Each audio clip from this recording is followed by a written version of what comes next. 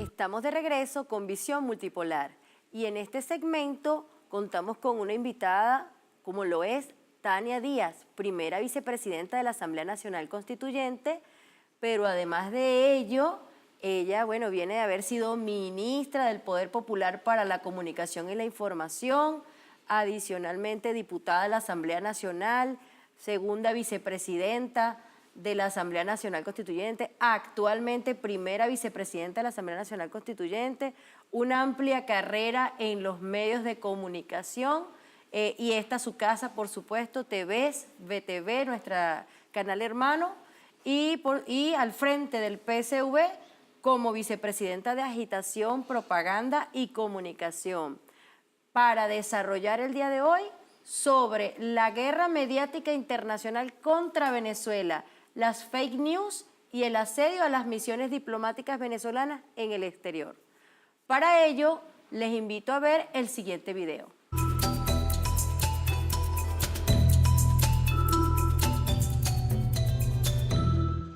Hay un señor por ahí, de esos representantes de la oligarquía, que quería ser presidente de la oligarquía.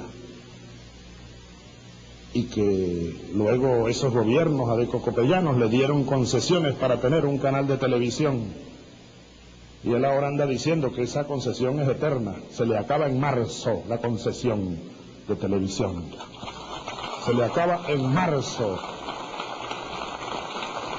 Así que mejor es que vaya preparando sus maletas y vaya viendo a ver qué va a hacer a partir de marzo. No habrá nueva concesión para ese canal golpista de televisión que se llamó Radio Caracas Televisión.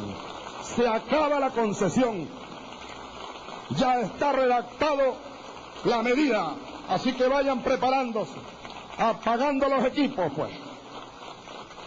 No se va a tolerar aquí ningún medio de comunicación que esté al servicio del golpismo contra el pueblo, contra la nación, contra la independencia nacional, contra la dignidad de la República. Venezuela se respeta. Que ya dejó de operar hace 4 minutos. Tenemos en comunicación telefónica al canciller venezolano Nicolás Maduro. Señor canciller, gracias por acompañarnos. Buenas noches. Buenas noches. Aquí siendo testigo histórico del inicio del fin de la dictadura mediática. Por primera vez te ves. Por primera vez te ves. Por primera vez nos vemos.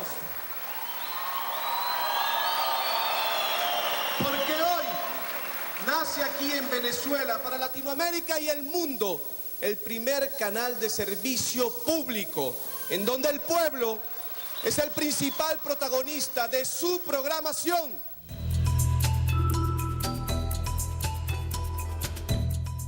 Bueno, ya con nuestra invitada, bienvenida Tania a este espacio.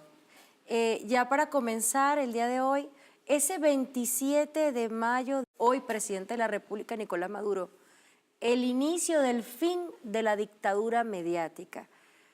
¿Pudiésemos hacer un pequeño recuento sobre esta historia que se remonta mucho más allá con la familia Fels, Henry Fels, la 1BC, RCTV y toda esta ramificación?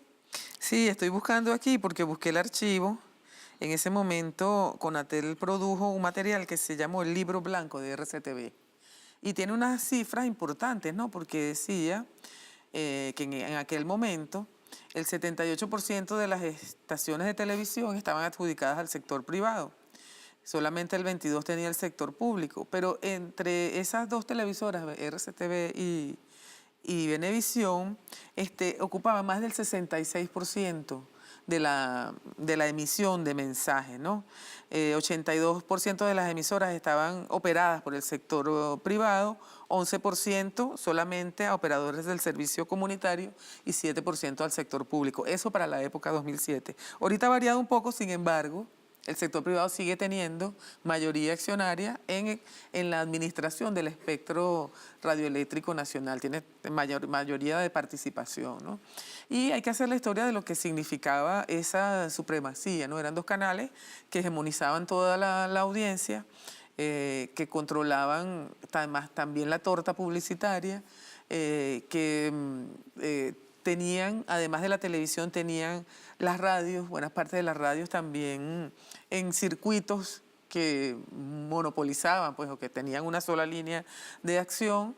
Tenían también, por la vía de los anunciantes, la cultura del venezolano fue orientada, ¿no? Por ejemplo, las empresas Polar, por decirte un ejemplo, tenía siempre la mayoría de pautas publicitarias en los horarios estelares, y a través de empresas Polar, bueno, se indujo al consumo de cierto tipo de licor muy popular, que nunca falta ni en los estadios de béisbol, ni en la playa, ni en el cumpleaños de la mamá, ni en las navidades. Siempre es porque nos reiteraron durante décadas. Esta es el símbolo de la celebración y de la alegría, ¿verdad? El consumo también, la comida del venezolano, estaba servida con los productos de ese holding de empresa. Pero en todo caso significaba, como tú bien lo decías en la introducción, la asociación, ¿verdad?, de capitales y de intereses económicos en torno a la industria del entretenimiento, que en ese momento, y aquí en Venezuela, se marcó una pauta porque ese canal subvirtió el orden constitucional. Es decir, a través de esa señal y de otras también, ¿no? Lo que pasa es que después que hubo el diálogo que siempre ha promovido la revolución, después que hubo el acuerdo, la mesa de negociación, esa señal persistía en llamar al golpe de Estado, en desconocer a las instituciones del Estado, en incitar el odio entre venezolanos, en llamar a la persecución de algún tipo de venezolanos porque es moreno, porque le parece chavista, es segmentar y estigmatizar a un grupo de la sociedad venezolana por sus convicciones políticas y por otras razones asociadas, porque allí viene asociado el racismo, viene asociada la condición de clase, viene asociado al prejuicio, ¿verdad? Por la tipología que tienes. Bueno, todas esas cosas que están, contravían el mandato constitucional en Venezuela, pero también la mayoría de la legislación internacional e incluso los derechos humanos universales, ¿no? La Convención Interamericana de Derechos Humanos tiene, por ejemplo, un artículo del cual se tomó el artículo 57 de la Constitución, que dice: se prohíbe la propaganda de guerra, las expresiones que constituyan delito, se prohíbe la incitación al odio y la discriminación por raza, sexo, religión o cualquier otra condición. Es decir, es un entendimiento entre humanos. Pero Rosalba, lo que hizo el Estado en ese momento, y es muy importante aclararlo, fue el bien que le pertenece, que es la administración de un bien público que es el espectro radioeléctrico. Es decir, lo que hace posible esa banda invisible a través de las cuales viajan las señales de televisión y de radio y de redes sociales, es un bien que es de administración del Estado venezolano en el mundo entero. El Estado tiene la potestad de decir para qué lo uso. Obviamente no la va a usar para que se llamen golpes de Estado.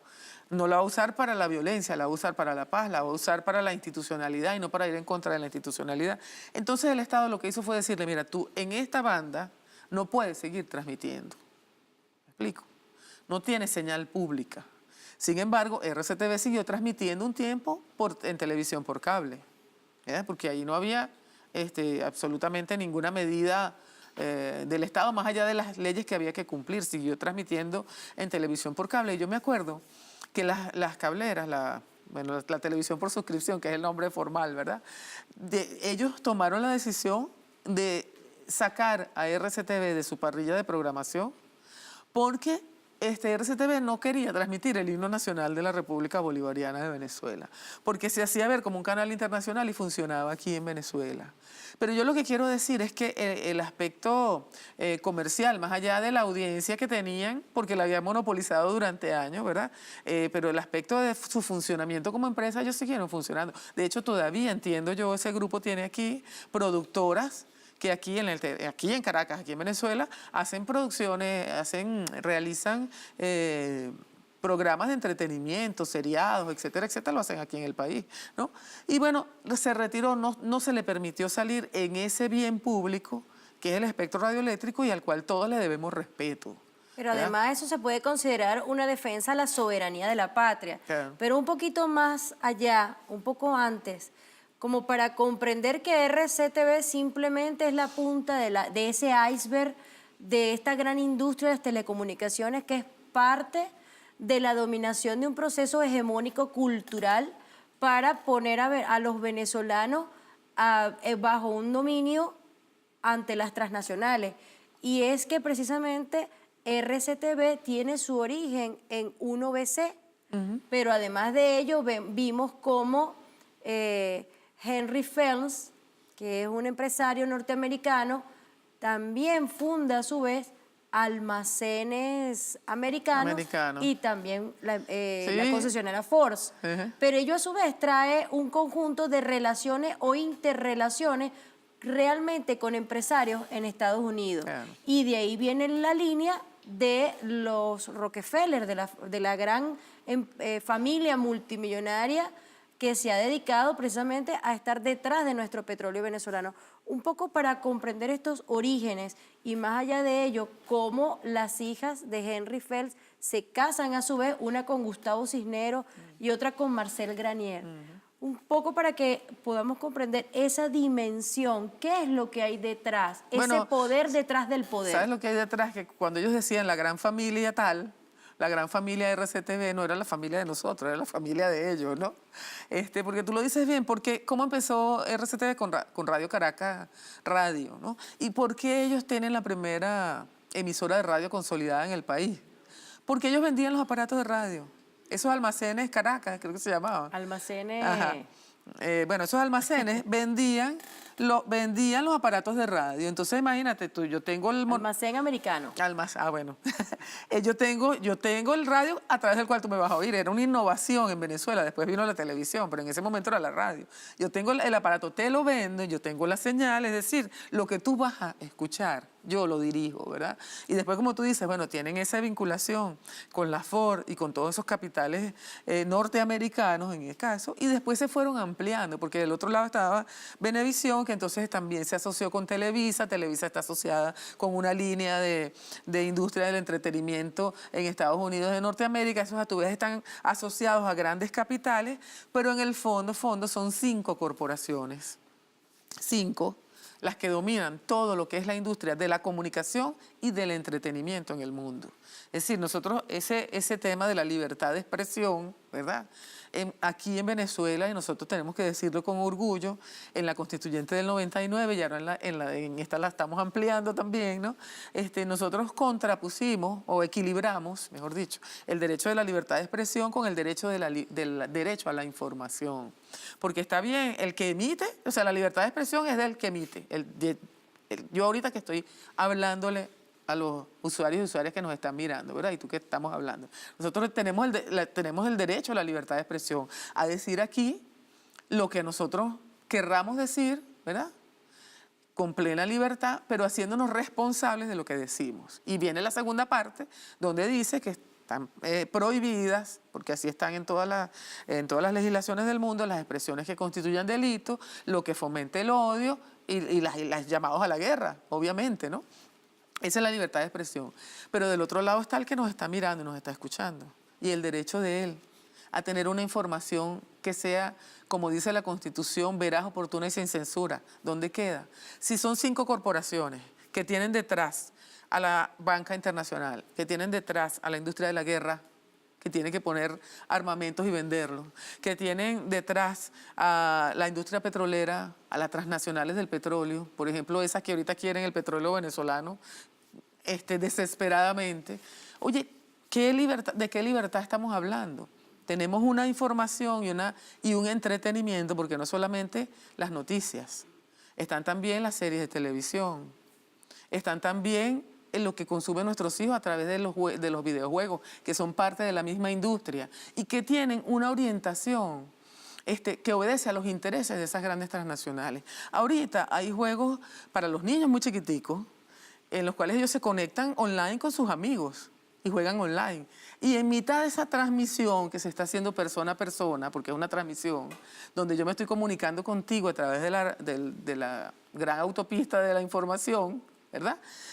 Aparece publicidad, por ejemplo, en contra del presidente Maduro, que nuestros niños están consumiendo a veces sin que los padres nos demos cuenta. Porque es parte del juego de los mensajes subliminales de la neuroguerra a través de los medios de comunicación. Pero no son subliminales, son directos. Son mensajes, es propaganda de guerra directa orientada a Venezuela. ¿Por qué? Porque Venezuela tiene la reserva petrolera más grande del mundo. Y porque Donald Trump, que hay que ver de dónde viene también, Donald Trump dijo, ellos con todo ese petróleo y nosotros necesitándolo, vamos por él. O sea, lo dijo, vamos por ese petróleo. Entonces, todo lo que nosotros vemos desde los Juegos de Tronos hasta los Juegos del Hambre, hay que ver con atención esas series que son excelentes, son muy buenas, unas buenas producciones, te captan. O sea, desde el punto de vista de la industria del entretenimiento son geniales. Pero tienen también todo ese componente ideológico, lo tienen sembrado, ¿no? Hay incluso un libro, no recuerdo ahorita el autor, que habla de esas relaciones entre el Departamento de Estado norteamericano y Hollywood, cómo se establecen, cómo se debaten los grandes temas, que son las líneas editoriales. Pero, en fin, lo que sí que tiene que quedar claro es que lo que nosotros estamos recibiendo es si en el 2007 era una información sesgada y dominada completamente por esos polos de poder internacional que tienen sus ejecutores aquí en Venezuela, aunque los de aquí también hacen lo suyo, ¿no? Que también hay que decirlo, ahorita, en este momento, 2019, está multiplicado ese nivel de dominación. Porque ahora, a través de las redes sociales, el consumo es directo, la información está segmentada a través de la Big Data, y entonces la forma como te llegan, cómo deciden qué tipo de mensajes tú vas a consumir, cuáles son los que te interesan y cómo soy más efectivo haciéndote llegar el mensaje que a ti te interesa para sembrar lo que a mí me interesa, ¿verdad? Está mucho más tecnificado y la dominación es mayor. Sin embargo, ahora pudiésemos hablar, luego de esta pausa, de esta primera pausa, más allá de ello, cómo en estos 12 años RCTV ha ido ramificándose a nivel internacional por distintos países de lo que es Latinoamérica, el Caribe, por supuesto Estados Unidos y Canadá, con esta gran red de apoyo que realmente su origen parte de NBC, esta gran cadena fundada por David Sarnoff, quien es además el ideario, la mente estratégica que logró construir toda una campaña dedicada a la destrucción y la disolución de la Unión Soviética, una campaña mediática, psicológica, con ese objetivo. Y es precisamente ese modelo el que pretenden implementar en Venezuela para disolver el Estado-Nación, pero además de ello, retomar ese control del pueblo venezolano, como lo ratificamos, como lo dijiste recientemente, debido a que el objetivo principal es el petróleo. Y detrás de ello, pues tenemos ExxonMobil y más arriba la familia Rockefeller detrás de ello. A continuación, nuestra sección Diplomacia de Paz. Y al regreso continuaremos conversando y analizando con nuestra invitada de hoy.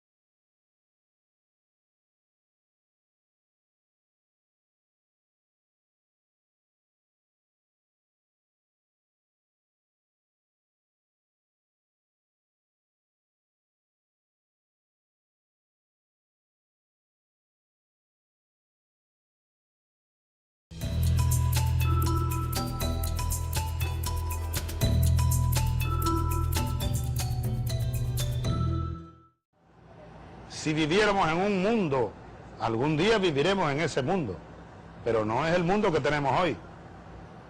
En un mundo donde se respetara la soberanía de los pueblos, se respetara el derecho internacional.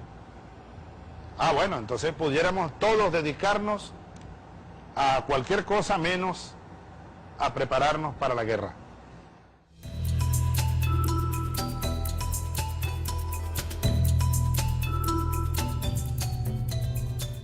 Estamos de vuelta con Visión Multipolar y continuamos conversando y analizando con la primera vicepresidenta de la Asamblea Nacional Constituyente, Tania Díaz, desarrollando el tema de hoy sobre la guerra mediática internacional contra Venezuela, las fake news y el asedio a las misiones diplomáticas venezolanas en el exterior. Y precisamente para retornar a ese tema, Tania, que ha ocupado el interés a nivel mundial, esa guerra mediática contra Venezuela y más aún este caso emblemático de las embajadas en Estados Unidos, la embajada venezolana, cómo ha sido asediada. ¿Cuál es tu opinión al respecto desde la Asamblea Nacional Constituyente? ¿Qué medidas se están tomando? Ya, bueno, por supuesto, el canciller Jorge Arreaza ha estado dando la batalla a nivel diplomático internacional, pero esto es posible hacer un llamado a nivel mundial a la Organización de las Naciones Unidas para que estos derechos humanos que están siendo vulnerados a los venezolanos por las vías de las redes sociales sean realmente tomados en cuenta para dar un cambio, un giro. Como le decías, la libertad de expresión no puede vulnerar el derecho de los ciudadanos y a la información. Así es. Así es. Bueno, mira, lo primero es que hay que ver a qué nos enfrentamos, ¿no? Nosotros estamos siendo en este momento sometidos a una guerra de cuarta o quinta generación. Los especialistas se encargarán de definir, ¿no? Estamos por la de quinta ya, pero bueno, para no entrar en detalles. Esa guerra tiene varios escenarios. ¿Verdad? Tiene, por ejemplo, el escenario de la guerra económica, que aquí en Venezuela lo vemos a través del ataque a la moneda, del contrabando de extracción, del bloqueo a la distribución de alimentos, de el acaparamiento, de la inflación inducida, y van jugando con todos esos elementos de manera de caotizar la economía nacional e instalar a su vez una economía criminal. Te pongo ese ejemplo porque es el que sentimos más directamente y lo podemos ver fácilmente. Está el terreno político, donde hemos llegado al escenario de los focos de violencia terrorista, que son lo que nosotros llamamos guarimba, ¿verdad? Que es ya un escenario de agresión física a instalaciones públicas, porque así como en las guarimbas iban a atacar la sede del Ministerio de Vivienda o un preescolar o un materno infantil, atacaron el Sistema Eléctrico Nacional. ¿Verdad? Atacan instalaciones de servicios públicos, te impiden la compra a través de la guerra económica de suministros para lo que es el funcionamiento del transporte, de los servicios básicos de la población. Es un crimen, es un genocidio, un crimen terrible el que están haciendo contra Venezuela. Y tiene un escenario mediático, que no porque sea mediático es menos salvaje, ni es menos violento, ni es menos dañino. Al contrario. Al contrario, es el caldo de cultivo para que venga, se cumplió un aniversario el día lunes, para que venga una horda enceguecida de odio y ataque a Orlando Figuera en una calle cualquiera de Caracas, y primero lo apuñalen y después lo quemen vivo. Esas son cosas que tenemos en el alma, que nos duelen todos los días, porque junto con Orlando hubo otros 19 ciudadanos que fueron también agredidos y quemados, algunos con consecuencias mortales, pero que tiene ese escenario de guerra que es brutal, que es salvaje y que nos afecta a todos, y es donde tenemos que ubicarnos, ¿ves? Porque no se trata simplemente de fake news. No se trata solamente de que nos censuren todo lo que sí estamos haciendo en Venezuela, ¿verdad? Porque la parte de la Venezuela buena, que trabaja, que tiene esperanza en el país, que quiere a su familia, que quiere la identidad nacional, que adora a Simón Bolívar porque fue el libertador no solamente de Venezuela, sino de otras 4 naciones. ¿Me explico? Esa Venezuela, que es la mayoritaria, no se ve. Se ve solamente la Venezuela que estas 5 corporaciones que dominan el escenario mediático mundial quieren que vean, y en este momento hay una callapa, ¿verdad? Un bullying internacional contra Venezuela, porque Venezuela tiene las reservas de petróleo que Donald Trump necesita para solventar su crisis, la de ellos allá, y quieren que nosotras se la paguemos. Entonces, en ese escenario, me encanta esto que dice esta profesora. Mire, dice, envenenar el cuerpo de alguien está prohibido. Sin embargo, envenenar la mente es algo que impunemente hacen los medios de comunicación masiva todos los días. Los medios de comunicación en una sociedad que aspira a la democracia plena tendrían que estar al servicio de todos los sectores de la sociedad. Si existe una ley de libertad de expresión, entonces también tendría que existir el derecho a medios a través de los cuales ejercería de manera democrática y equitativa el derecho ciudadano. Esta es una profesora que se llama Blanca Montoya, ella es maestra de literatura por la Universidad Nacional Autónoma de México y está escribiendo sobre los medios. Pero lo que ella dice es cierto, si herir a alguien físicamente te acarrea penas, ¿verdad? Te acarrea, bueno, tienes que responder a la justicia, herirlo psicológicamente también, porque nosotros hemos visto desde niñas que se suicidan por un bullying a través de las redes sociales, que es carta común en Venezuela y en otros países, hasta lo que está ocurriendo en este momento en Venezuela, que hay venezolanos, tú Rosalba, porque estás haciendo un programa de televisión aquí en TVS, y entonces ese laboratorio, todas esas cosas son construidas y planificadas, publican tu dirección, te montan expedientes falsos, te señalan, te ponen como un objetivo de guerra y lo hacen de manera fatua, de manera que pareciera informal, que pareciera... Terrorismo, las redes sociales como un arma para el terrorismo. Pero es terrorismo, te convierte en un objetivo del odio. Y te convierte en un objetivo de lo que ha generado, no es que puede generar, que ha generado consecuencias fatales, como el caso de Orlando Figuera, entre otros muchos, como el caso de Robert Serra, por ejemplo, que también lo criminalizaron, lo hicieron, le montaron expedientes de todo tipo, hasta que terminó en un comando que vino y asesinó al diputado más joven que hemos tenido en la República, ¿no? Esas cosas están sucediendo en Venezuela como parte de este escenario de guerra y es fundamental es fundamental para que ellos puedan consolidar las otras dos etapas. Es decir, con estos tres escenarios, la guerra económica, la guerra física y la guerra mediática, ellos preparan el terreno, creen preparar el terreno, no lo han logrado en Venezuela y eso es una cosa que también tenemos que analizar, ¿verdad? Preparar el terreno para que el 30 de abril, cuando se plantan frente a la base aérea de La Carlota, con hombres armados, intentan asaltar esa base, la masa, el pueblo los acompaña y ellos puedan consolidar su único objetivo que han tenido, que es tumbar al presidente Maduro, derribar al Estado-Nación y acabar con esa conciencia que es la batalla más importante que ha dado Venezuela y que la estamos dando, a mi manera de ver, de una manera heroica. Aquí siempre, como me toca la materia de comunicación, hay muchas críticas, ¿no? Razonables sobre la manera en que hemos llevado el sistema de medios públicos, sobre la política comunicacional del Estado. Hay mucha cosa que decir y mucho que escuchar también nosotros humildemente, porque obviamente no lo hemos logrado todo. Pero sí tenemos que partir de un principio, y siempre se los digo a quienes vienen a la Comisión de Medios de la Asamblea Nacional Constituyente. Nosotros no estamos librando una batalla contra un canal de televisión o contra esa Asamblea Nacional. Nosotros estamos librando una batalla contra esa corporatocracia mundial que desde que nos pone a los muchachos nuestros a ver una serie cada fin de semana, que tiene mucho de elemento bélico, que tiene mucho de elementos de guerra de cuarta generación, interesantísima para analizarla, ¿verdad? Cualquiera de ellas, desde eso hasta lo que estamos recibiendo en las redes sociales. Y no han podido, Rosalba, para terminar, déjate que tienes una pregunta ahí en la punta del... No han podido quebrar la voluntad pacífica, ¿verdad? El espíritu de cohesión nacional, la esperanza futuro que tiene el pueblo venezolano. No han podido ni podrán. Primero por nuestra historia, ¿verdad? Y porque Chávez la trajo y nos las puso enfrente y nos las hizo empoderarnos con esa historia. Después por el espíritu del venezolano, que es alegre, es echador de broma, todo le busca un chiste, que está enterado de todo lo que pasa, ese por el espíritu. Pero también porque nosotros hemos logrado en esta etapa el ataque, y viene como parte de lo que somos nosotros como nación, cosa que me llena de orgullo. El ataque nos hace unirnos, independientemente de la convicción política. Y lo vimos durante el atentado al Sistema Eléctrico Nacional. ¿Qué pasó allí?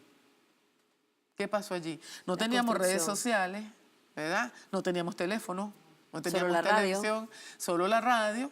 Y la gente, para atender a sus niños, como lo hicimos cuando yo estaba chiquita, yo no sé cuándo estaba chiquita, oye, jugamos perinola, sacaron las mesas de dominó, salieron los juegos de mesa, salieron a relucir las bicicletas con los papás al lado, todas esas cosas que forman parte de nuestra realidad. De la cultura y la idiosincrasia del pueblo venezolano. Pero nos cohesiona, que es contrario a lo que quiere lograr la agenda de guerra que nos imponen, porque ellos nos imponen. Y nosotros hemos tenido esa capacidad de consumir todo ese mensaje y de saber discernir en qué terreno nos vamos a mover.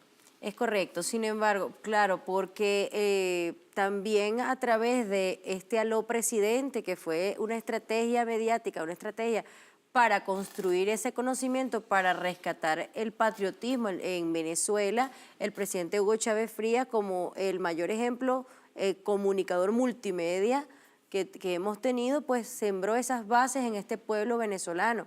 Y poco a poco, bueno, irnos liberando de esa hegemonía cultural. Chávez hizo algo maravilloso, porque, y eso tiene mucho que ver con la constituyente, ¿no? Lo decía Aristóbulo ahora en la sesión cuando estábamos celebrando el aniversario del presidente Maduro, de la segunda elección. Él decía, antes la soberanía de uno era la cédula de identidad cuando tú la sacabas cada 5 años para votar. Y tú elegías a tu representante, que decidía por ti, ¿verdad? Sí. La constituyente del 99 nos convirtió a todos con cédula, además, pero también como ciudadanos que somos y nos sentimos protagonistas de este momento, todos y cada uno, los de la oposición y los del chavismo, sí, los de la comuna y los empresarios. Todo el mundo se siente con algo que decir y eso es una cosa maravillosa para nosotros. Pero ese sentido de pertenencia, de ciudadanía, es una herramienta de defensa muy poderosa contra lo que nos están aplicando. Quería acotarte, Tania, muy a diferencia de lo que sucede en los Estados Unidos, que es cuando Donald Trump hace un año pues llama a retirar la concesión o la posibilidad de retirar la concesión a grandes cadenas multimedios de entretenimiento y de información de comunicación, como lo es NBC o CNN, que estaban atacando al gobierno de Donald Trump. E inmediatamente lo que sucedió es que le invocaron la primera enmienda. Y en el marco de justificar que eso podría cercenar una libertad de expresión, a diferencia de Venezuela, en donde la prioridad ha sido defender ese derecho a la información oportuna y veraz, pero también no vulnerar los derechos humanos y mucho más allá de ello, la soberanía de la nación. En ese contexto y más hacia lo internacional, ¿consideras necesario que en el marco de las Naciones Unidas Venezuela pudiese impulsar una propuesta que involucre a la Comisión Internacional de los Derechos Humanos y a la institución internacional, la Unión Internacional de Telecomunicaciones, para, de la mano de Antonio Guterres, comenzar a construir un aparato legislativo que regule y defienda los derechos humanos de los ciudadanos en las redes sociales? Mira, no solamente se puede hacer, se ha hecho, ¿no? No desde Venezuela, hay iniciativas. El gobierno alemán, por ejemplo, el gobierno británico desarrollaron leyes de protección a las personas con respecto al mensaje, territorios, al mensaje de la... pero a nivel internacional. Sí, no, por eso te digo, pero sí hay precedentes, pues hay legislaciones de acuerdo con la idiosincrasia del sistema político de esos países, ¿no? Están orientadas más a la parte administrativa, pero que digamos ya le ponen freno duro, en algunos casos, a el ataque, el acoso, el asedio a las personas, a la vulneración de los derechos individuales a través de las redes sociales. Venezuela, claro que lo puede instrumentar y estamos trabajando en ese sentido en la constituyente, porque me faltaba una patica sobre el blindaje que hemos tenido como nación contra ese escenario de guerra, que es la actitud del presidente Maduro y del gobierno, ¿no? El presidente Maduro, muy experto en temas internacionales, porque fue 6 años canciller de Chávez, ¿verdad? Ha logrado una fórmula, muy efectiva, en la cual no es la confrontación directa, sino en la demostración a través de los hechos, ¿verdad?, del escenario en el que nos estamos moviendo, con una muy amplia movida diplomática, muy extensa, ¿verdad?, muy intensa y extensa, movida diplomática que ha hecho que Venezuela penetre esas estructuras de Naciones Unidas, penetre el cerco mediático, el cerco informativo que le tienen, no solamente a través de los medios, sino el cerco de comunicación en todos los niveles, y logre llegar a esas instancias de Naciones Unidas para ver cosas como lo que ha ocurrido aquí con el tema de la ayuda humanitaria, con el tema de los derechos sociales, en fin. Tenemos ese escenario abierto y desde la Constituyente estamos trabajando ahorita específicamente a partir de una ley que nosotros aprobamos, que es una ley por la convivencia pacífica y contra el odio, ¿verdad?, que busca mecanismos internos primero para promover la cultura de paz. Porque de allí parte no solamente la cuestión punitiva, prohibitiva, sino que obliga a las escuelas, a los medios de comunicación, a que promuevan la cultura de paz en todos los espacios, ¿verdad? Y además pone límites para eso. Lo que es importante aquí, ahorita abrimos un espacio en la Comisión de Comunicación de la Asamblea Nacional Constituyente, conjuntamente con la Comisión de Justicia y Tutela Efectiva, que lleva el compañero Julio García Serpa, la Comisión de Derechos Humanos que lleva la compañera María Alejandra Díaz, y estamos desde allí haciendo una gran batida nacional para primero recoger casos de víctimas de asedio en esta última fase. Está la Comisión de la Verdad, ¿verdad?, que llevó Delcy, que hizo toda la recopilación de esos casos, pero en este caso nosotros estamos haciendo una acción también con las instituciones de los poderes públicos para que esas instituciones lleven los casos hasta que se haga justicia. Pues nosotros tuvimos aquí en la Fiscalía General de la República, lamentablemente, una persona que más bien echó para atrás esos procesos, que frenó los procesos de investigación. Y entonces tú ves que, por ejemplo, en el caso de Orlando Figuera, la justicia no se ha hecho efectiva. Todos lo vimos, se ven los rostros de los atacantes Y sin embargo, la justicia no se ha hecho efectiva. Es parte de lo que tenemos que transformar. Y otros casos también, el caso de Durán, de Elvis Durán. La justicia tampoco ha llegado de la manera que debe llegar. Pero a nivel internacional, nuestros funcionarios diplomáticos, y ya para cerrar este bloque, nuestros funcionarios diplomáticos en la Embajada de Venezuela en los Estados Unidos, la cual ha sido objeto de un asedio agresivo, no solamente a nivel mediático, sino también estos ciudadanos que están allí, funcionarios diplomáticos además, se está vulnerando el derecho internacional, la Carta de las Naciones Unidas. En esa materia, ¿qué consideras tú?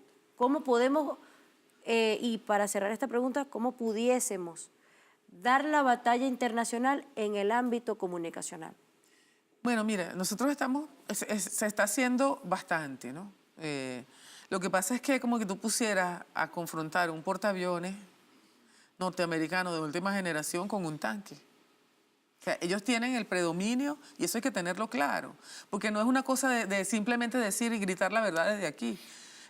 Muy probablemente no te la escuchen afuera porque no tiene por dónde salir. Si ellos tienen todos los aparatos de emisión, los tienen controlados. Entonces se está haciendo un trabajo diplomático de cuerpo a cuerpo, un trabajo político entre parlamentarios, que hay que llevarles la verdad del país, y un trabajo, yo quiero aprovechar para agradecer tu programa que es internacional, a través de movimientos sociales y de grupos aliados que crecen todos los días y que han logrado revertir, eso es muy importante, han logrado revertir la matriz formada para un día específico. Sabes que Rosa Miriam Elizalde, que es una investigadora cubana en temas de comunicación, ella hizo un estudio simple sobre el 23 de febrero, cuando el tema de la ayuda humanitaria. Oye, hay que ver, Rosalba, que la CIA te monte un concierto internacional que tiene de plantilla a los más comercializados o los más de moda cantantes latinos, que por supuesto gerencian las agencias gringas, ¿no? Te montaron ese concierto, ¿verdad? Te pusieron una puesta en escena donde era la ayuda humanitaria para los pueblos venezolanos muertos de hambre que iban a pasar por la frontera, cuando en realidad era una agresión armada desde un territorio extranjero liderada por estos señores diputados y de la Asamblea. Pero en fin, te montaron todo ese parapeto mediático mundial. Eso fue noticia en todos los periódicos del mundo, en los noticieros de todo el mundo era noticia. El caso de la ayuda humanitaria de Venezuela. Bueno, y resulta que al final la verdad salió con la camarita de Telesur, con la camarita de Hispan TV y con el trabajo que hicimos los grupos de solidaridad. Ella hizo un análisis, un poco para ejemplificar aquí. Y ya para cerrar. Sí, para cerrar. Espacio. Ella midió de dónde salía en las redes el posicionamiento de las fuerzas gringas, porque esas no son ni siquiera de la derecha venezolana, ¿verdad? De los atacantes, pues, por decirlo. Y eran laboratorios que principalmente se centraban en Brasil y en Estados Unidos, pero fundamentalmente en Brasil. Midió de dónde salió el contramensaje, ¿verdad?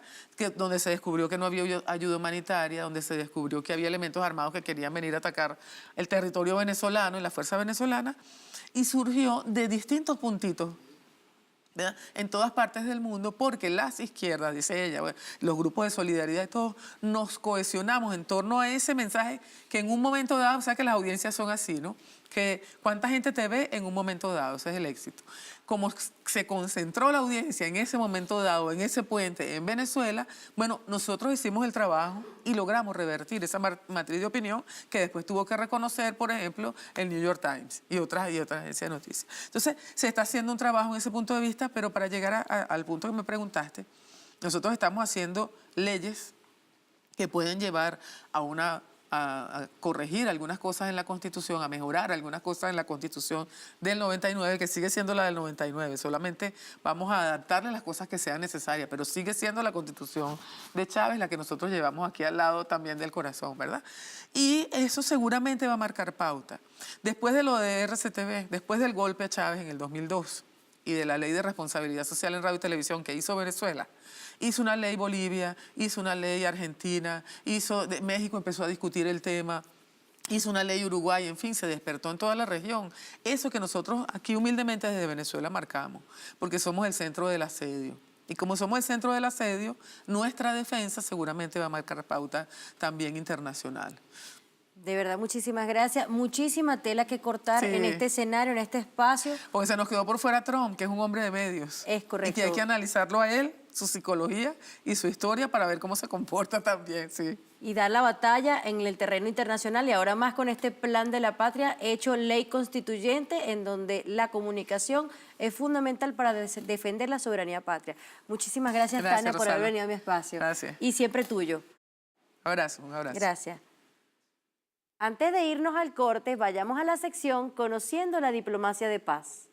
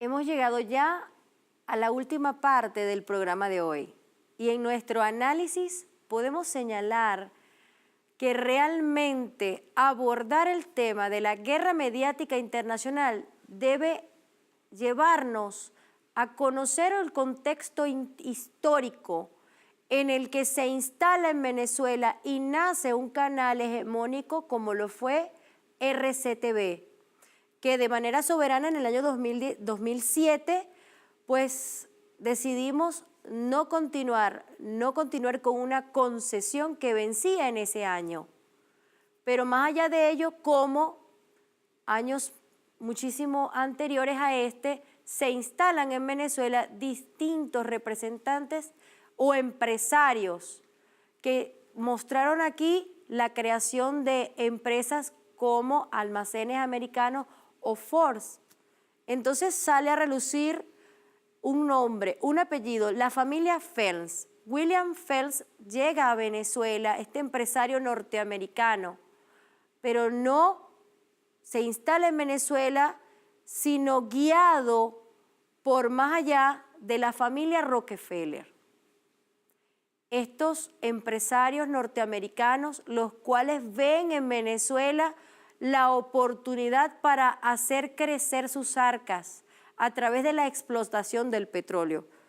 Pero qué mejor alternativa para penetrar un territorio que es a través de los medios de comunicación, de la creación de nuevos patrones culturales a través del entretenimiento. Un entretenimiento que ha sido enmarcado en la construcción de una cultura capitalista. Esa cultura capitalista que invadió a la población venezolana, auspiciado o apoyado por estos gobiernos que marcaron una década, 40 años de esa Cuarta República.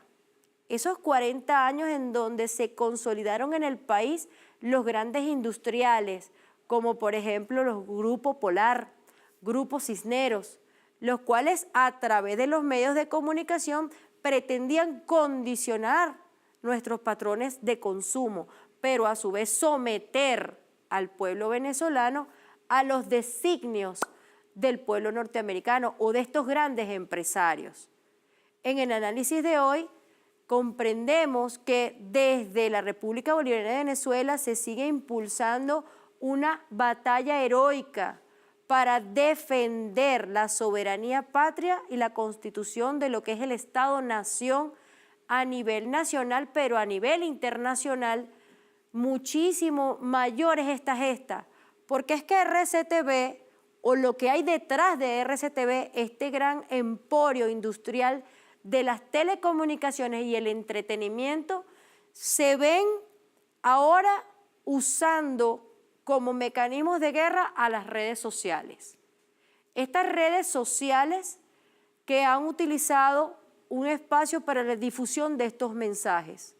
Y es que no solamente a Venezuela le ha tocado combatir estas noticias falsas o fake news, sino también en su momento este empresario, líder, presidente de los Estados Unidos, Donald Trump, hace un año atrás, pues denuncia estos fake news contra su persona y su gobierno, liderados por NBC, esta cadena transnacional mundial de las telecomunicaciones y el entretenimiento. Esta cadena que le da lineamiento a RCTV y todas estas medios de comunicación que están instalados en cada uno de los países de Latinoamérica y el Caribe para funcionar masivamente en contra de la República Bolivariana de Venezuela, pero para dominar a los pueblos de Latinoamérica.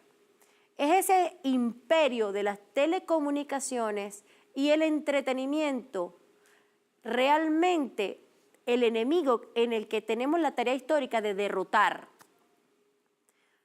Teniendo claridad de ello y con un secretario general de las Naciones Unidas, el cual está en la línea de ver la necesidad de crear mecanismos que regulen a nivel internacional los contenidos en las telecomunicaciones, la industria de las telecomunicaciones y el entretenimiento, pues las redes sociales no pueden ser usadas para vulnerar los derechos humanos.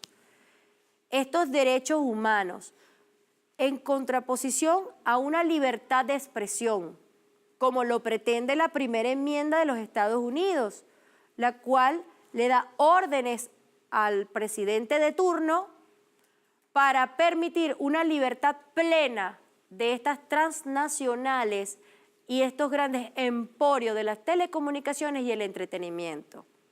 Venezuela podría, en este momento, luego de haber sido ratificado, reconocido el liderazgo mundial en esta contraposición del modelo hegemónico, un modelo capitalista sistémico ante un modelo anticapitalista sistémico, pero para garantizar la paz mundial, para contraatacar esta guerra mediática internacional, esta neuroguerra, es necesario que pudiésemos proponer ante las Naciones Unidas, ante el Consejo de Derecho Internacional de los Derechos Humanos y la Unión Internacional de Telecomunicaciones, la creación de mecanismos que regulen los contenidos, que regulen el ejercicio de la información, de la libertad de expresión, sin socavar los derechos humanos en el espacio de las redes sociales.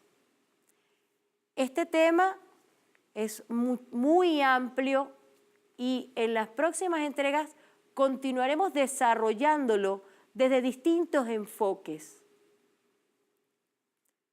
Gracias por acompañarnos el día de hoy en su programa Visión Multipolar para conocer, comprender y analizar sobre este y otros temas geopolíticos a la vanguardia internacional. Les esperamos en una próxima entrega, a la misma hora. Y quien les habla, Rosalba Lobue Antico, por TVS, el canal que sonríe contigo.